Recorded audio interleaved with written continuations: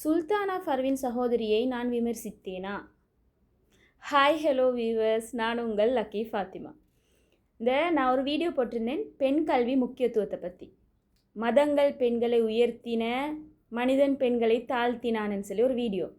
அதில் நான் அந்த பெண்கள் கல்வி கற்கக்கூடாதுன்னு கத்தி பயான் பண்ணி திரியிறாங்களே அவங்கள பற்றி சொல்லியிருந்தேன். அப்போ அப்படி சொல்கிற நேரம் இந்தியாவில் இருக்கிற ஒரு சகோதரி, படித்த ஒரு ஆலிமா பெண்மணி, ஒரு புள்ள, நல்ல புள்ள, அது நல்ல இதெல்லாம் பேசுது, என்னது இஸ்லாமிக் விஷயங்கள் பயான் எல்லாம் பண்ணுறா.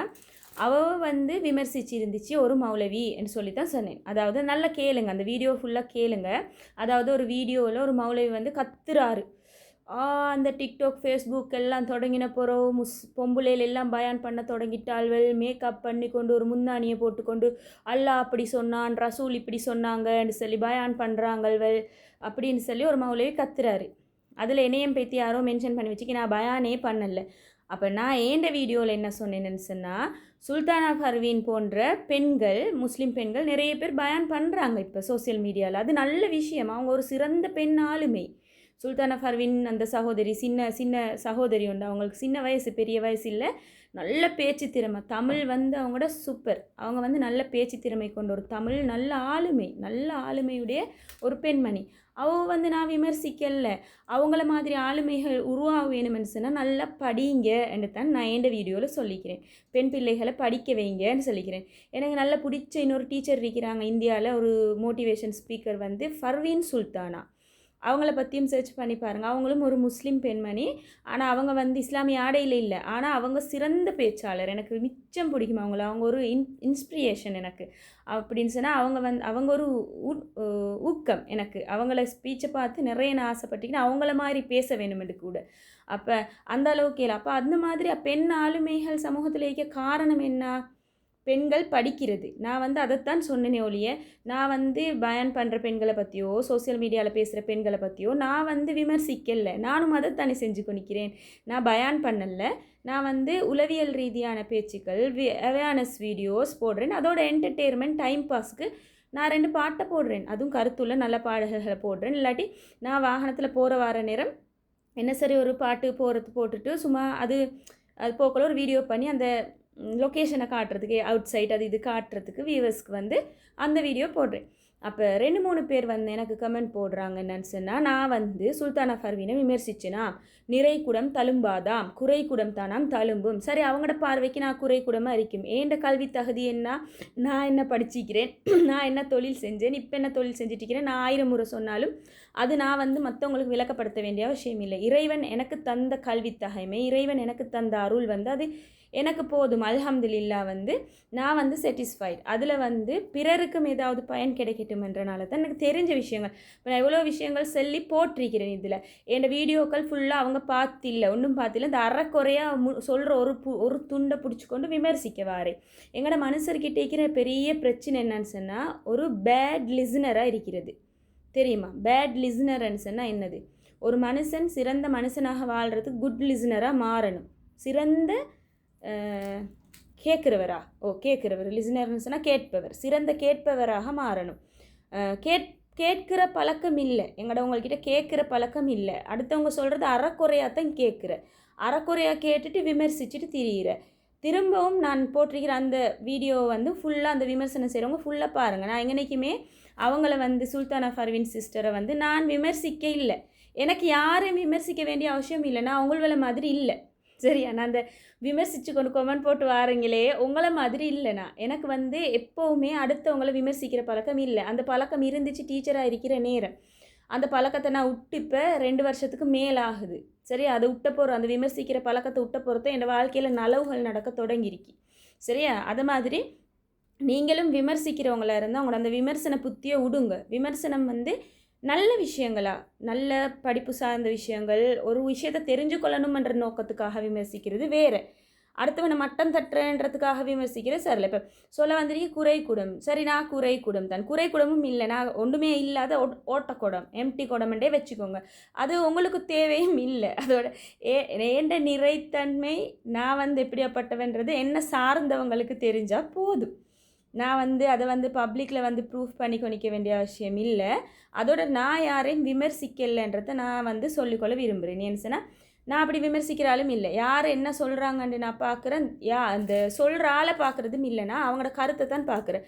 இப்போ இந்த கல்ஃப் நாடுகளில் வேலை செய்கிற வீட்டு பணிப்பெண்கள், தாத்தமார், அக்கமார் நிறைய பேர் நல்ல வீடியோஸ் போடுறாங்க. அந்த தமிழ் அக்கமார், முஸ்லீம் தாத்தமார் இருந்தான் சில பேர், முஸ்லீம்கள் கோரோ தமிழ் அக்கமார் வந்து நிறைய நல்ல கருத்துக்கள் போடுவாங்க. சில நேரம் வந்து அவங்க செய்கிற தொழில் எதுவாகவும் இருந்துட்டு போட்டும், அவங்களோட கல்வித்தகமே எதுவாகவும் இருந்துட்டு போட்டும், ஆனால் அவங்க சொல்கிற விஷயங்கள் நிறைய உண்மை, அவங்க சமூகத்துக்கு கொடுக்குற விஷயங்கள் உண்மை.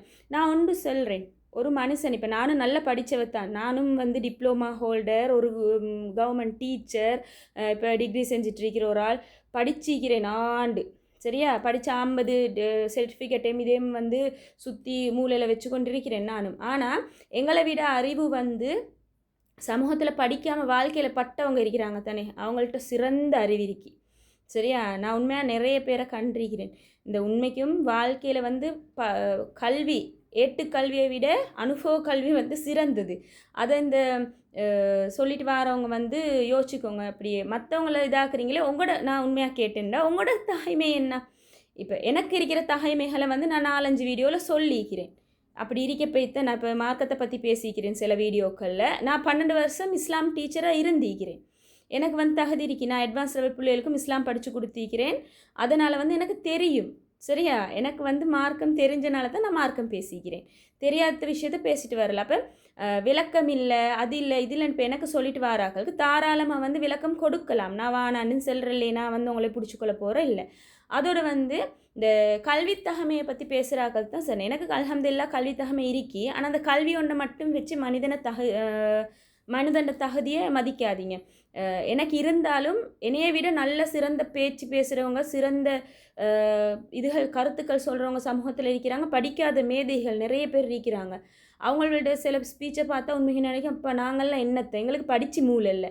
நான் உண்மைக்கு நினைக்கிறது தான், படித்தவங்களுக்கு இருக்கிற மூளையை விட படிக்காதவங்கக்கிட்ட இருக்கிற இந்த நாலேஜ் வந்து கூட. ஏன்னா அவங்க வந்து வாழ்க்கையில் ஒவ்வொரு விஷயத்தையும் பட்டு தெரிஞ்சு கொண்டவங்க சரியா. அப்போ வந்து ஒரு விமர்சனம் செய்யும் போது முழுசாக ஒரு விஷயத்தை பார்த்துட்டு விமர்சனம் செய்யுங்க.